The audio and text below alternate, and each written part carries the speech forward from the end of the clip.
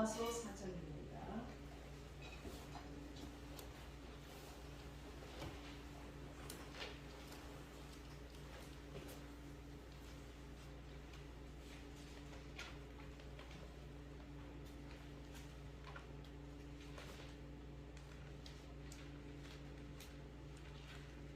오늘 은혜 받을 말씀은 로마서 4장 13절에서 25절까지의 말씀입니다.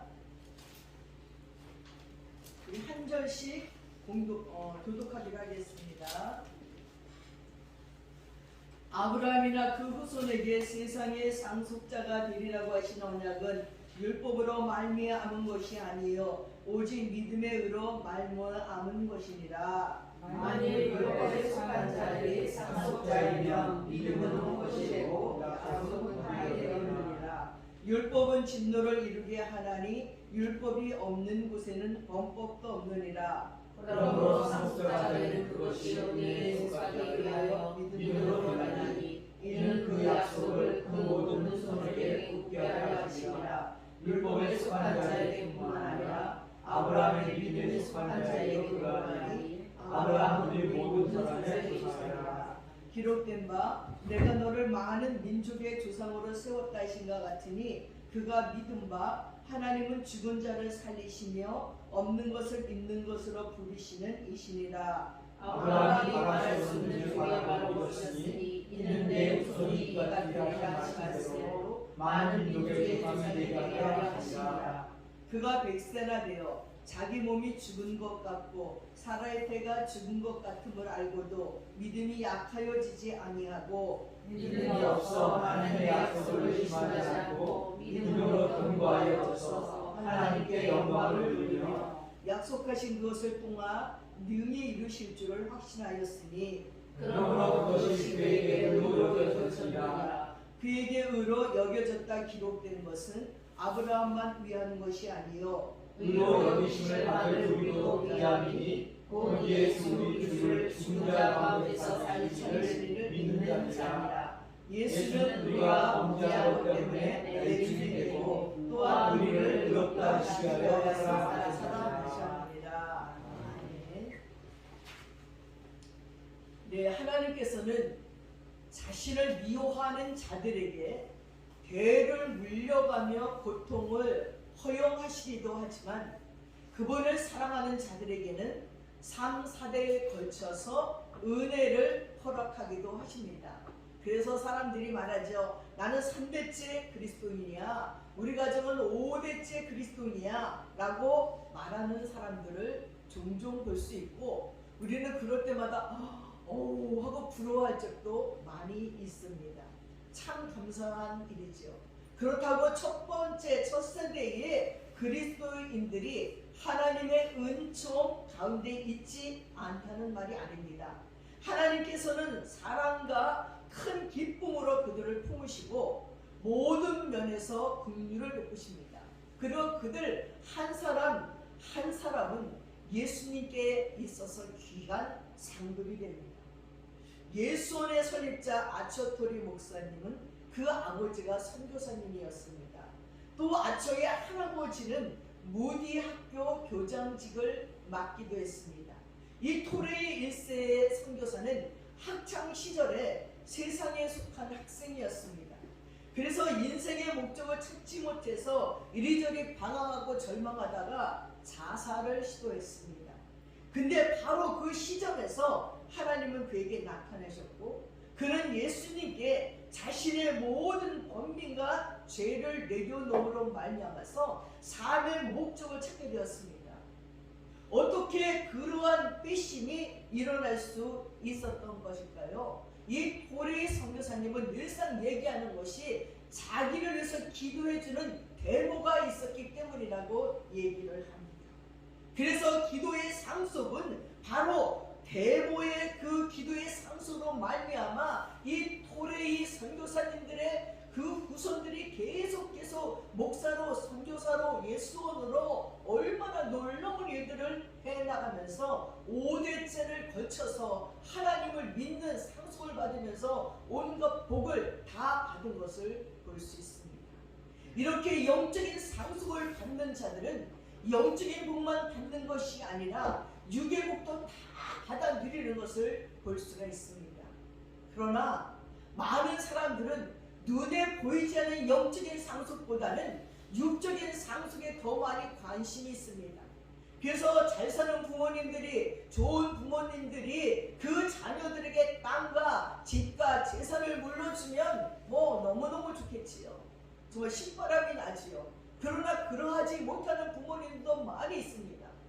그러나 물질의 상속보다 영적인 상속을 더 귀하게 여기고 그것이 우리들의 영혼과 우리들의 인생을 살린다는 것을 기억해야 됩니다. 이렇게 아처 투레이 목사님은 영적인 상속을 받았지만 또 이런 분도 있었습니다. 저희 어머니 친구분이신데 아주 이북에서 오셔가지고 열심히 사시는 분이었어요. 근데 이분이 내가 미국만 갔다 오면 나를 은밀히 불러요. 집에 친구들하고 막 놀다가 장목사 내가 할 얘기가 있어. 예, 좀 와봐. 예, 미국에 어떻게 가야 되지? 미국에 가서 사람을 어떻게 찾지? 왜요? 미국에 찾을 사람이 있어요? 아니 그냥 그렇게 매년 그렇게만 얘기하시다가 어느 날 내가 홀쭉홀쭉 물었어요. 왜요? 미국에 누구를 찾으시려고요? 만약에 찾을 분이 있다면 제가 같이 가서 찾아드릴 수도 있고 제가 잘 가르쳐드릴 적이에요. 누구를 찾으려고요? 그랬더니 한참 멈칫대더니 아무한테 얘기하면 안 돼. 아무도 몰라. 딸을 찾고 싶어. 딸이 있었어요. 아들만 하나 있는 줄 알았더니 딸이 있다는 거예요. 아니 근데 그때는 어떻게 잃어버렸는데요. 내가 처녀 때 전쟁의 날 적에 자기네 집으로 피난으로 온 청년이 하나 있었는데 그 청년과 동거생활을 하고 결혼을 약속했고 이 청년이 이제 자기 본가로 가면서 내가 가서 결혼 약속을 받아갖고 와서 결혼하겠다고 갔대요. 근데 자기가 가고 나니까 임신을 했는데 아기를 낳을 때까지 이 신랑이 안 찾아오는 거예요. 그래서 난 아기를 껴안고 무럭무럭 그 집을 찾아갔더니 이 남편이 다른 여자랑 결혼해서 살고 있는 거예요. 그러니까 너무 약이 올라가서 껴안고 간 아기를 그 집에다 놓고 왔대요. 놓고 오면 아기가 찡찡대고 그러는 것도 그 부인이 막 분란이 나갖고 싸워서 이혼하고 자기한테 올 줄 알았더니 그때부터 지금까지 소식이 하나도 없어요. 그러니까 그 딸이 한 번만 보고 싶은 거예요. 근데 이 어머님이 얼마나 부두생지 몰라요.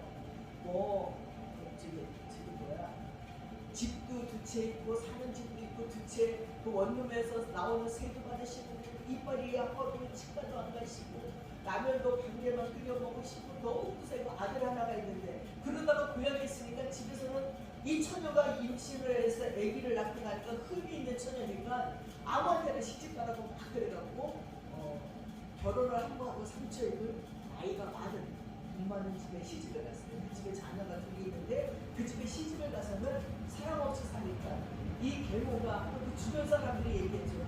빨리 그 못되게 본초 자녀들을 부숴버렸대요. 조금 안 주고 뭐 일시키려고 이 본초 자녀들이 지금도 어머니라고 부르지 않고 그리고 돈을 긁어 모으고 남편에게 주고 거예요. 근데 남편 재산을 다 차지하고 그 본초 자녀들에게 재산을 하나도 안 주고 거기서 아들을 하나 낳는데 이 아들도 얄미운 거예요. 그리고 이 아들이 하는 것보다 안 되는데도 그것도 사업일책도 안 내주고 구두마 하나만 끌게 해달래도 그것도 안 사주고 그 손녀딸이 대학했던 입학부 좀 내주고 그것도 안 해주고 네 입으로 살아야지 한 번 내주고 계속 내주고 끝까지 안 주고 몸이 아픈데도 병원도 한 달씩 그걸 돌아가셨어요. 그래서 제가 아니 근데 왜 이렇게 돈을 안 써요? 이제 나이가 많으셔서 돌아가시면 누가요? 누가 가져갈지 몰라야 되더니 만약에 한국이나 그 딸을 찾으면 그 딸에게 주는 이 싫은 남편에게서 난 자식은 생각도 안 해요. 그 아들은 믿기만 해요. 근데 사랑했던 남자에게서 난 그 딸은 그다음부터 얼굴도 못 봤지만 그 딸을 찾아가 만나면 자기 재산을 그 딸에게 주려고 그렇게 악착같이 모았다는 것입니다. 근데 미국도 못 가보시고 돌아가셨어요. 그 장례식장에 갔더니 이 아들과 며느리가 이미 찢어져요. 아니 아파트 사는 아파트도 자기는 꽤 됐지요. 현찰에 두둑해 보니까 1억이 넘게 있지요. 또 원룸 2개에서 3개 나오지요. 막 신발을 나서 손님을 갖다 대접을 하는데 막 무슨 장례식장이 아니라 잔치집인지 알아서 너무너무 좋아가지고 그렇게 육적인 상속을 하고 가는 부모님도 있지만 그 육적인 상속보다 가장 귀한 것이 오늘 말했던 영적인 상속입니다. 아브라함이나 그 자손에게 주신 하나님의 약속, 그게 중요하다는 것입니다. 곧 그들이 세상을 물러받을 상속자가 되리라는 것을 율법으로 말미암은 것이 아니라 믿음으로 말미암은 것이라는 거예요. 율법을 의지하는 사람들이 상속자가 된다면 믿음은 의미한 것이 되고 약속은 헛된 것이 되고 말 것입니다. 율법은 진도를 불러옵니다. 율법이 없는 곳에는 법법도 없습니다. 이런 까닭에 이 약속은 믿음에 근거한 것입니다. 그것은 하나님께서 아브라함에게 이 약속을 은혜로 주셔서 이것을 그의 모든 후손에게 곧 율법으로 사는 사람들에게만이 아니라 아브라함이 지닌 믿음으로 사는 사람들에게 보장하시는 거예요. 그래서 우리는 아브라함이 어떻게 생겼는지도 모르는데 믿으면 아브라함이 우리 조상이 되고 우리는 아브라함의 후손이 돼서 아브라함이 받은 복이 다 우리에게로 온다는 것입니다. 그의 모든 후손에게 곧 율법으로 사는 사람들에게만이 아니라 아브라함이 지닌 믿음으로 사는 사람들에게 보장해 주신다는 거예요. 아브라함은 우리 모두의 조상입니다. 이것은 성경에 기록된 대로 내가 너를 많은 민족의 조상으로 세웠다. 이 약속은 그가 믿는 하나님, 다시 말하면 죽은 사람들을 살리시며 없는 것을 불러내시는, 있게 하시는 그 하나님께서 보장해 주신다는 거예요. 아브라함은 희망이 사라질 때에도 바라면서 믿었다는 거예요. 너희 자손이 바닷가의 모래처럼 밤하늘의 별처럼 많을 것이다 하고 많은 민족이 조상이 될 거라고 말했지만 아니 100살이 되도록 자식이 없어요. 아니 100살이 되도록 자식이 없으면 언제부터 낳기 시작해서 밤하늘의 별처럼 자식이 많아지고 바닷가의 모래처럼 많아지겠어요. 속으로는 절망이에요. 우리도 다 비웃을 거야. 말도 안 돼. 100살이나 됐는데 뭐 무슨 아이고 하나님이 그렇게 말했는데 그냥 그랬다는 얘기지 하고 마는 거예요. 근데 100세가 되어서 자기 몸이 이미 죽은 것이나 다름없고 또한 안에 그 살아의 태도 죽은 것이나 다름없는 줄 알면서도 믿음이 약해지지 않았다고 성경에 써 있습니다. 그는 하나님의 약속을 믿어 의심하지 않았습니다. 오히려 그의 믿음이 굳세져서 굳건해져서 하나님께 영광을 돌려받는 것입니다. 그는 하나님께서 스스로 약속하신 바를 능히 이루실 것이라고 확신을 했습니다. 그래서 하나님께서 이것을 보시고 그들의 의롭다고 여겨주셨어요. 그가 의롭다는 인정을 받았다 하는 말은 아브라함만을 위하여 기록된 것이 아니라 하나님께서 의롭다고 여겨주실 우리, 바로 우리들, 곧 우리 주 예수를 죽은 사람들 가운데서 살리신 분을 믿는 우리에게까지도 위한 것이라는 거예요. 놀라운 은혜 아닙니까? 예수는 우리의 범죄 때문에 죽임을 당하시고 우리를 의롭다고 하시려고 살으셨어요. 부활하신 거예요. 아니 이런 은혜가 어디 있습니까? 우리는 예수 믿으면 정말 땡 잡은 거예요. 내 모든 죄는 예수님이 지시고 죽으시고 또 예수님은 부활하셔서 이제 나를 의롭대요. 얘는 죄가 없어요. 얘는 의로운 사람이에요. 그래서 믿음을 상속으로 하늘나라를 상속으로 우리에게 주신다는 것입니다. 오늘 본문 말씀을 로마를 넘어서 땅끝까지 전도를 했던 바울은 로마 교회에 지금 편지를 쓰는 거예요. 신앙적으로 그들에게 확신을 주고 복음을 뿌리 내리게 하려는 의도로 편지를 썼습니다. 그래서 죄인인 인간의 현실과 하나님의 진노하신 그리고 심판 아래 있는 죄인인 우리의 모습을 드러냈어요. 바로 3장에서는 율법의 문제들을 잘 설명한 후에 새로운 구원의 방편으로 믿음을 제시하는 것입니다. 아브라함은 율법을 잘 지켰기 때문에 믿음이 조상이 된 것이 아니에요. 하나님의 약속하신 것을 이루신 것을 믿은 사람이 바로 아브라함이라는 것입니다. 아브라함은 하나님께로부터 약속을 받았습니다. 이 언약은 약속을 의미합니다. 헬라어에서 약속을 의미하는 두 단어 중 본문에서 에판겔리아가 사용되었는데 반대 극도 없이 제시되는 약속을 의미합니다.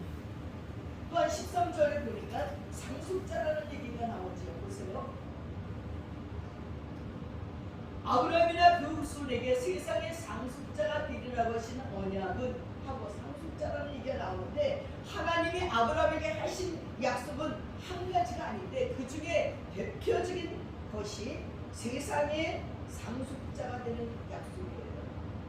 세상을 물러받을 사람이라는 뜻입니다. 영적인 것, 보이지 않는 세계 속에 있는 영적인 것만 받는 것이 아니라 우리 눈에 보이는 세상적인 것까지도 주시겠다 약속을 하신 거예요. 세 번째는 15절에 보니까 진노를 있으며 율법의 진노를 이루게 하나니 율법이 없는 곳에는 번복도 없느니라. 율법이 진노를 이룬대요. 이루게 한다는 말은 필연적으로 그렇게 된다는 뜻입니다. 율법에 머문다면 하나님의 진노가 따라올 수밖에 없다는 거예요. 이 율법은 그 속성상 모든 것을 철저하게 준수해야지만 돼요. 그런데 인간이라면 그 모든 조항과 요구들을 처음부터 끝까지 지키기가 어렵습니다. 우리가 살기는 그렇게 어려워서 법을 안 지키고 사는데 이게 걸리면 재판을 받아야 되잖아요. 재판에서 얄짤없잖아요. 내가 지은 죄대로 한 번이 죽어지는 거예요. 재판을 받기 전까지는 좀 법법을 해도 슬쩍슬쩍 지나갈 수 있습니다. 교통신호도 뭐 모르면 어기숙숙가도 안 걸리면 되지만 아니 집에서 보면 딱지들이 또 떨어져 있어요. 이제는 CCTV가 있어서 교통신호 안 지키고 주차를 잘못하고 이런 거 다 속도를 위반하고 찍혀서 괜찮다 생각하고 왔지만 거기에 대한 값을 치르게 되어 있습니다. 율법이 바로 그런 거예요. 율법이 있으면요 거기에 대한 그 값을 치러야지만 돼요. 그래서 25절에 보십시오. 예수는 우리가 범죄한 것 때문에 내증이 되고 또한 내어줌이 되고 또한 우리를 의롭다 하시기 위해서 살아났대요. 예수님이 내어줌이 되고 십자가에서 처형당하신 것은 다른 이유 때문이 아니라 우리가 범죄한 것 때문이에요. 이때 범죄함은 개인이 구체적으로 죄를 지은 것을 말하는 거예요. 예수님의 죽음은 나의 무관한 천상의 일 때문이 아니라 바로 나의 죄 때문이었어요. 여러분은 예수님이 나 때문에 돌아오셨다는 그 한마디 말을 의심해 본 적이 있습니까? 저는 처음 예수를 믿어지기 시작할 적에 교회 막 가면 나 때문에 예수님이 죽었다는 말에 반발심이 일어났어요. 아니 왜 나 때문인데 나는 알지도 못했는데 아니 내가 2000년 전에 내가 태어난 것도 아니고 내가 뭐 이스라엘에 태어난 것도 아니고 내가 나사렛에서 태어난 것도 아니고 난 대한민국에 있었는데 내가 언제 예수님이 내 죄 때문에 돌아가셨다는 거야? 그런 반발이 일어나고 나 때문이 아니라 이 온 세계의 모든 사람을 위해서 돌아가셨으니까 거기에 내 죄는 아마 요만큼 못했을 거야 생각을 했습니다. 그리고 그게 당연한 거야 생각했어요. 근데 어느 날 성령님이 내게 오셔서 나의 죄를 보게 하시는데 기가 막혔어요. 정말 끝없이 고백을 해도 한이 없는 내 죄, 이 인간의 방법으로 씻을 수도 없는 양심이 꺼리껴지는 죄, 눈이 본 죄, 귀가 잘못 들은 죄, 말하는 것마다 독사같이 말했던 것, 생각으로 지었던 죄, 아니 그 많은 죄를 내가 뭐 어떻게 감당하겠다는 거야? 근데 그게 내가 몰래 죄를 졌으니까 끝나는 것이 아니에요. 교통신호 그냥 몰래 CCTV 피워가서 벌금 안 나올 수도 있지만 이거는 그런 게 없어요.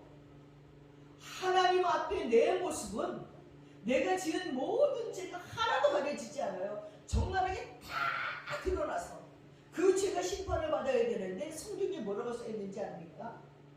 천하가 너를 들어 고발한대요. 여러분 지금 앉아있는 이 의자가 차를 날아가면 이 의자가 일어나서 하나님 저 고발할 게 있어요.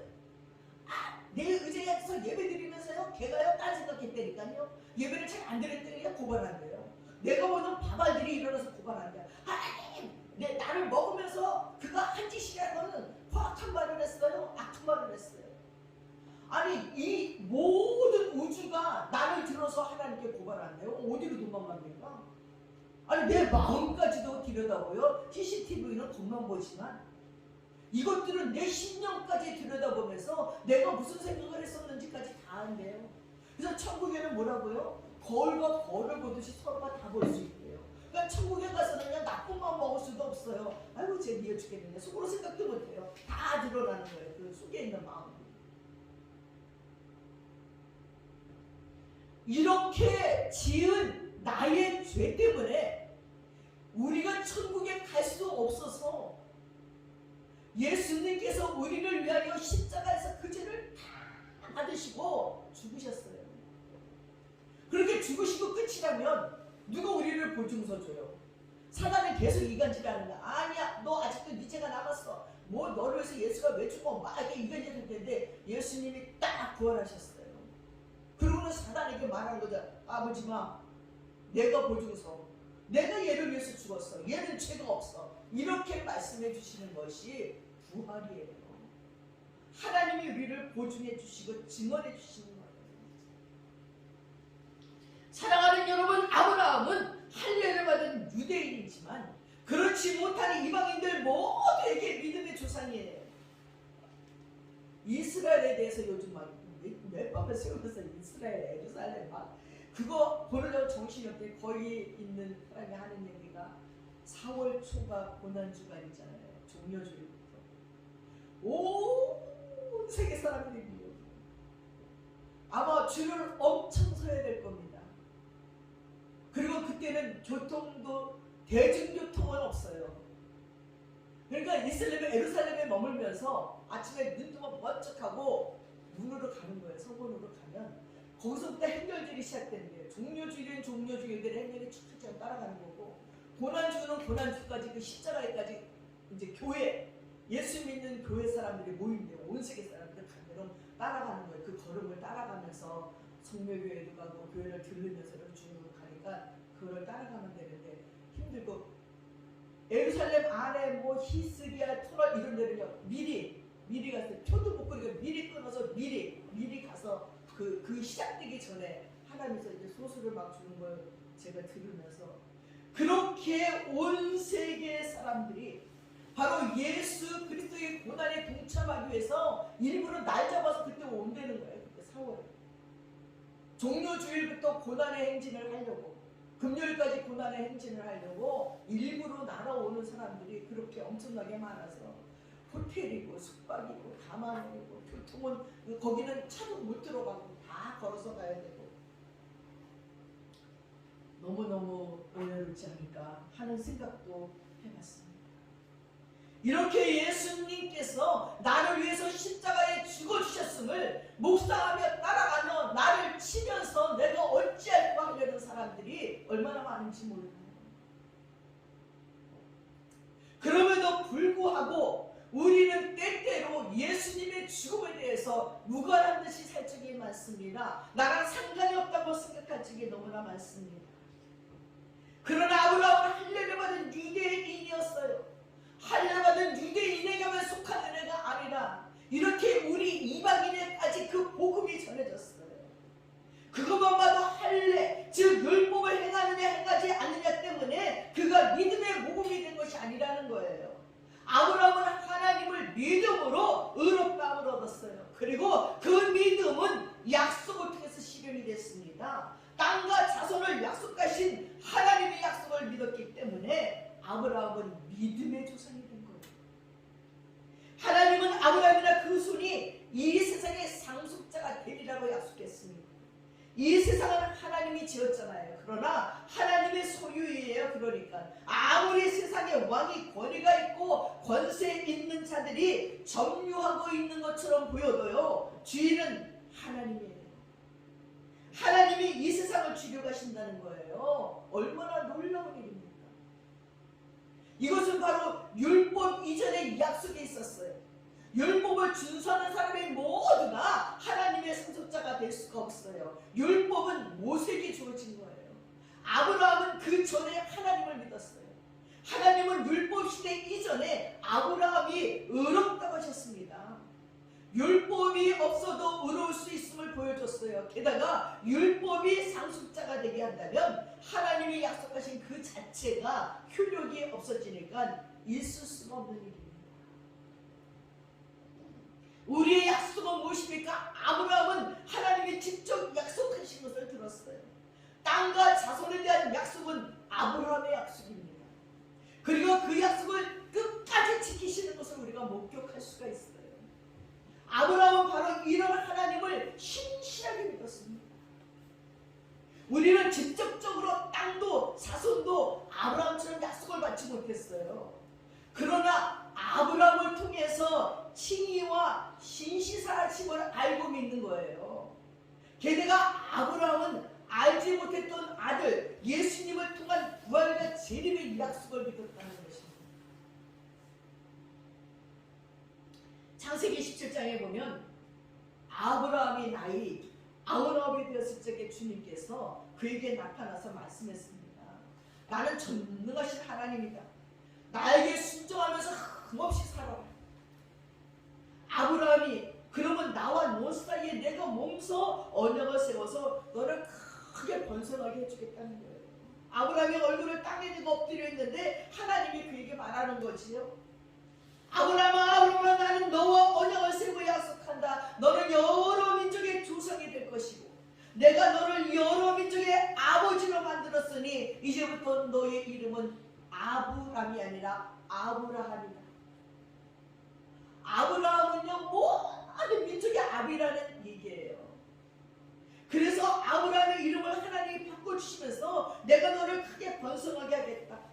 너에게서 여러 민족이 나오고 너에게서 왕들도 나올 것이다. 내가 너와 세우는 언약은 너와 나와 너 사이에 맺은 것일 뿐 아니라 너의 뒤에 오는 너의 자손과도 대대로 세우는 영원한 언약이래요. 이 언약을 따라서 나는 너의 하나님이 될 뿐만 아니라 뒤에 오는 너의 자손들의 하나님도 될 것이라는 거예요. 아멘이지 않습니까? 하나님이 아버지에게 또 말합니다. 너희 안에 사례를 이제는 사례라고 하지 말고 사라라고 하라. 내가 그에게 복을 주어 너에게 아들을 낳아주게 하겠다. 내가 너희 아내에게 복을 줘서 여러 민족의 어머니가 되게 하고 백성들을 다스리는 왕들이 그에게서 나오게 하겠다. 할렐루야. 여자로서 이런 복이 어디 있습니까? 여자로서 내게서 나오는 자식들이 왕들이 된대요. 여러 민족이 나온대요. 그래서 모든 자의 어미가 됐어요. 사람. 아브라함이 되었습니다. 존귀한 아버지에서 여러 민족의 아버지가 됐습니다. 하나님은 그간에 침묵하고 계신 것 같이 보였습니다. 그동안 아브라함은 자기 나름의 방법대로 후사를 얻으려고 했었습니다. 그러나 결국 하나님은 약속된 상속자를 허락했습니다. 아브라함은 이제 믿음의 조상이 됐어요. 하나님과 영원한 언약을 맺었으니 하나님은 그 약속을 지키실 것입니다. 여주인이었던 사례는 이제 여러 민족의 어머니인 사라가 됐어요. 여러분, 믿음은 이렇게 변하는 겁니다. 사라가 되는 거예요. 아브라함이 되는 거예요. 모든 민족의 아비가 되고 모든 민족의 어미가 되는 것이 바로 예수 믿는 우리들의 변화입니다. 믿기 전에는 요만큼이에요. 믿은 후에는 엄청난 하나님의 복 가운데 산다는 것을 기억하시기 바랍니다. 그리고 예수님께서는 인자가 받으신 많은 고난을 받고 장로들과 대제사장들과 율법학자들에게 배척을 받아서 죽임을 당하고 나서 사흘 후에 살아나야 한다는 것을 예수님의 제자들에게 가르쳤어요. 예수께서 드러내놓고 이 말씀하시니까 베드로가 예수님을 바짝 붙잡고는 안 됩니다. 절대로 예수님을 죽게 할 수 없습니다. 내가 죽기까지 따라가겠습니다 하고 막 몰죽게 하니까 예수님이 아주 그냥 막 냉정하신 얼굴로, 변한 얼굴로, 너는 하나님의 일을 그르치는 자라, 사단아 내게로 물러가라. 얼마나 무언하겠어요. 예수님을 위해서 얘기한 건데, 사람의 일을 생각하고 하나님의 일을 생각하지 않는다고 책망을 받아버리는 베드로를 보십시오. 그리고 예수께서 제자들과 함께 무리를 불러놓고 말씀합니다. 나를 따라오려고 하는 사람은 자기를 부인하고 자기 십자가를 지고 나를 따라오노라. 누구든지 제 목숨을 구원하지 않은 자를 잃을 것이요 누구든지 나와 복음을 위해서 제 목숨을 잃는 사람은 구할 것이다. 사람이 온 세상을 얻고도 제 목숨을 잃으면 무슨 이익이 있겠느냐. 사람이 제 목숨을 되찾는 대가로 무엇을 내놓겠느냐. 음란하고 죄가 많은 이 세대에서 누구든지 나와 내 말을 부끄럽게 여기면 인자도 자기 아버지의 영광에 쌓여 거룩한 천사들을 거느리고 올 때에 그를 부끄럽게 여길 것이라는 거예요. 우리가 전도하기가 부끄러워서 말 못하고, 예수 전하기가 부끄러워서 말 못하고, 이래서 말 못하고, 나 예수 믿는다는 말도 못하고 이렇게 부끄러워하면 하늘나라에서 하나님이 천사들을 대동하고 딱 등장하면서 나를 모른다고 한다는 거예요. 나도 너 부끄러워하고 아는 척 안 해주신다는 거예요. 이거 얼마나 기가 막힌 일인지 압니까? 내가 예수님을 부끄러워하고서 복음을 전하지 못하는 거 예수님 아무것도 아니에요. 예수님 편에서. 그러나 하나님이 심판대 앞에 있는 우리에게 예수님이 우리를 모른다고 하는 건 심각한 거예요. 예수께서 고난받은 시간이 점점 가까이 옵니다. 베드로는 이 예수님에 대해서 잘못 이해하고 있었어요. 예수님은 십자가의 죽임을 당하실 메시아였어요. 그러나 베드로는 그것을 말렸어요. 자신의 생각과 다르기 때문이지요. 예수님은 십자가가 아니면 그것을 이룰 수 없기에 희생과 대속의 의미를 거듭 강조하십니다. 제자들은 저마다 세상을 바꿀 꿈과 계획을 가지고 있었어요. 소시민의 삶의 범위를 넘어서는 일이었습니다. 그런 모든 생각들과 바람에 대해서 예수님은 십자가가 아니면 도저히 이루어질 수 없다는 것을 가르치십니다. 세상의 상식과 다른 하나님의 방법이 아니고서는 구원을 가져올 수 없다는 것입니다. 근데 우리는 끊임없이 세상의 방법대로 살려고 한 적이 얼마나 많이 있는지. 오늘 16절에 보니까 우리 모든 사람의 조상이 된다고 얘기했어요. 누가? 아브라함. 죄인이지만 죄인이 아님을 기억해야 됩니다. 유대인이든 아니든 하나님의 자녀이고 아브라함은 믿음의 조상이에요. 아브라함도 죄인이었고 로마서를 쓴 바울도 죄인이었어요. 우리도 죄인이에요. 그러나 죄인으로 끝나지 않는다는 거예요. 19절에 자기 몸이 죽은 것 같아도 믿음이 약해지지 않았다고 말했습니다. 믿지 못할 조건이 충분해도 약속을 믿어야 되는 것입니다. 아브라함 나이가 많아져서 더 이상 하나님의 약속이 실현되기 어려운 조건에 이미 맞이했지만, 사라도 마찬가지였지만 그런 악조건 속에서도 믿음이 약해지지 않았대요. 하나님이 말씀했으니까, 아들을 주시겠다 했으니까, 우리들의 후손이 밤하늘의 별처럼 바닷가의 모래처럼 많겠다고 했으니까 한 그 약속을 의심하지 않고 믿고 기다렸다는 것입니다. 그래서 20절에 보니까 믿음으로 견고하여졌대요. 믿음이 더욱 견고할 수 있음을 기억해야 됩니다. 나이가 들수록 기력이 약해지기 마련입니다. 정신도 흐려지는 경우가 많습니다. 그러나 그럴 때에도 믿음은 오히려 더욱 견고해질 수 있다는 것입니다. 우리가 연약할 적에, 병들었을 적에, 재난이 왔을 적에, 문제가 있을 적에 더욱 견고해져서 그 재난과 고난과 병듦을 넘어서는 믿음이, 초월되는 믿음이 있어야 됩니다. 25절에 예수는 우리가 범죄한 것 때문에 내어줌이 됐대요. 세상에 이보다 더한 은총이 어디 있겠습니까? 세상에 어느 누가 내가 범죄한 것 때문에 대신 사형당하고 대신 죽어줄 자가 있겠습니까? 부모도 못해요. 형제 자매도 못해요. 그리고 친구들도 못해요. 나를 위해 죽어줄 수 있는 자는 이 세상에 아무도 없습니다. 근데 예수님이 내 죄 때문에 내어줌이 됐다. 아브라함보다 더욱 큰 은총을 입었음을 우리는 감사해야 됩니다. 아브라함은 예수님에 대한 소식을 직접 듣지 못했잖아요. 우리는 아브라함의 믿음과 약속 성취를 알고 있어요. 거기에 대해서 예수님의 희생과 부활의 은혜까지도 알아요. 부활의 동참할 약속도 믿어요. 이거보다 더 큰 은혜가 어디 있습니까? 사랑하는 여러분, 상속을 받을 수 있다는 것을 모릅니다. 선대 어른들이 땀 흘려서 이루어 놓은 것을 후대가 누릴 수 있으니 상속을 받는다면 부러움을 살만합니다. 그런데 인간이 이 세상에서 상속받을 수 있는 것 중에 가장 큰 것이 무엇일까요? 집 한 채만 상속받아도, 땅 100평만 상속을 받아도 큰 것을 물려받은 것일 텐데, 만약 이 세상 전체를 상속받는다면 그보다 큰 것을 상상할 수조차가 없지요. 이 세상이라 하면 눈에 보이는 하늘과 땅과 바다 전체를 말해요. 그것뿐만이 아니라 모든 권세를 의미합니다.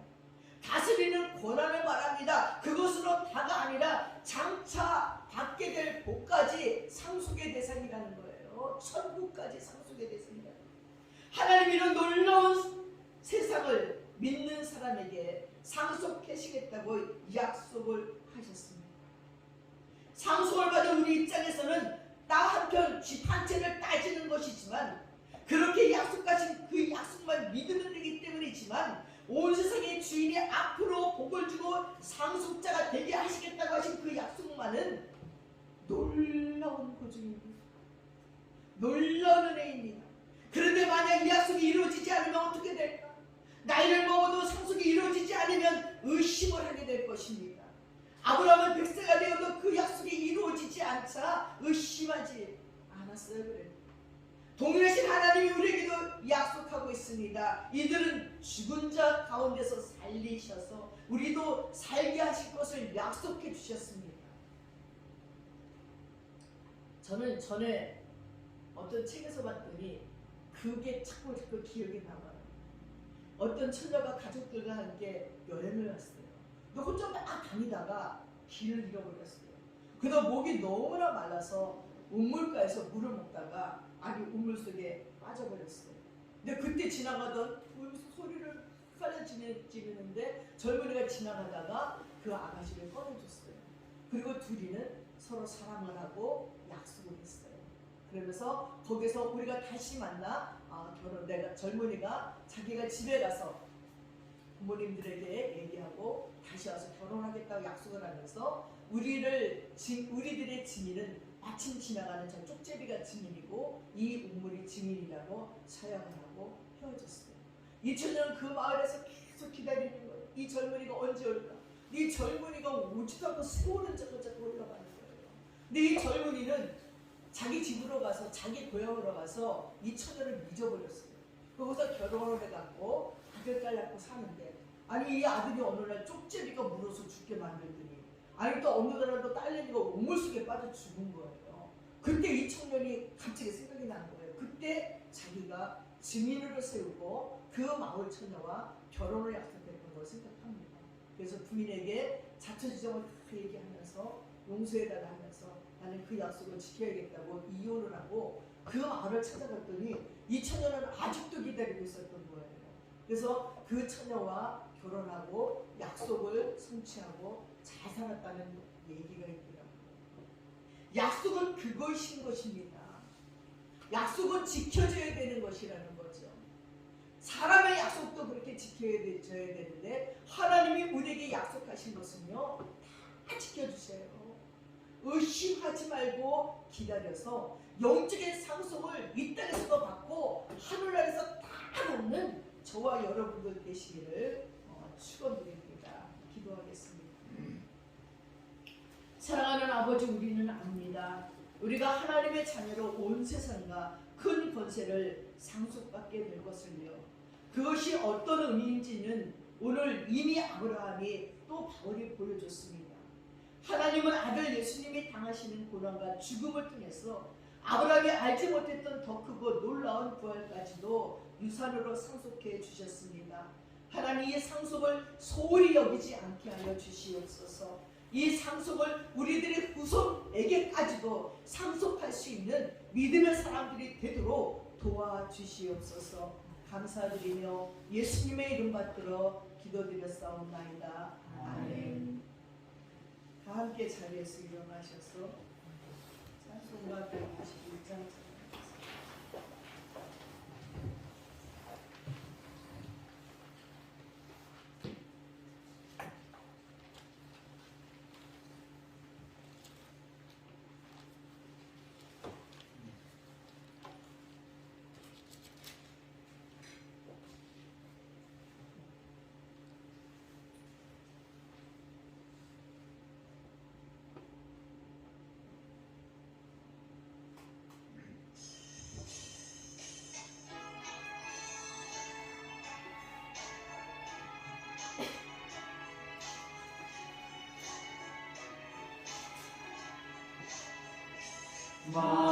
만왕의 왕 내 주께서 왜 부족하겠나.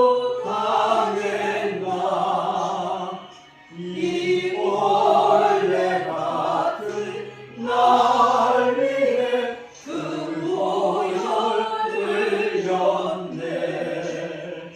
십자가 십자가 내가 처음 볼 때에 나의 맘에 든 것도 사라져. 오늘 믿고서 내 눈 밝았네. 참내 기쁨 영원하도다. 주 십자가 못 박힘은 속죄함 아닌가. 그 구별함과 그 은혜 말할 수 없도다. 십자가 십자가 내가 처음 볼 때에 나의 맘에 든 것도 사라져. 오늘 믿고서 내 눈 밝았네. 참내 기쁨 영원하도다.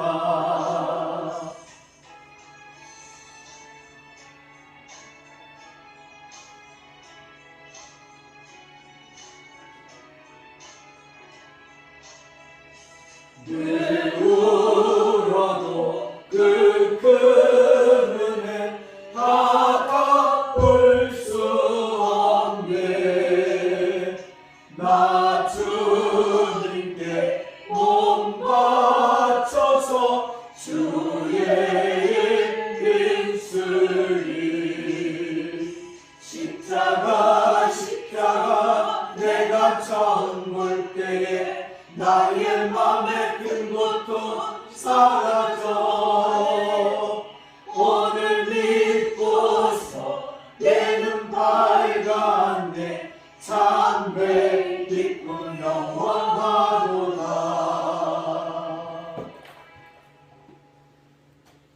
기도하겠습니다. 지금은 우리 주 예수 그리스도의 한없는 은혜와 우리 아버지 하나님의 풍성하신 사랑과 성령님의 감동감하시고 교통하심이 이제 하늘나라를 상속받고자 아브라함 같은 믿음을 지니고자 작정하는 믿음의 권속들 머리 위에 이제부터 영원까지 함께 하시옵기를 간절히 축원드려옵나이다. 아멘.